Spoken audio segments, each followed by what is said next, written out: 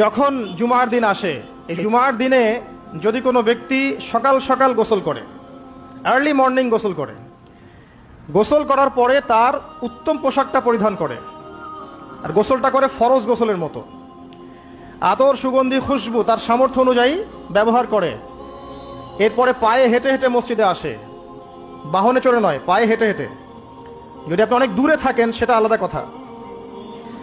এবং ইমামের কাছাকাছি বসে, মসজিদে আসার পরে যতটুকু সম্ভব হয় সুন্নত পড়ে নিল, নফল পড়ে নিল, এরপর ইমামের কাছাকাছি এসে বসলো, ইমামের খুতবা শ্রবণ করে মনোযোগের সাথে। খুতবা শ্রবণ করার সময় কাউকে কষ্ট দেয় না। কাউকে কষ্ট দেয় না মানে হচ্ছে যে কেউ কথা বললে তাকে এতটুকু বলে না যে তুমি চুপ করো, কোনো কষ্ট দেয় না। ইমামের খুতবা শ্রবণ করে, নামাজ পড়ে ইমামের সাথে।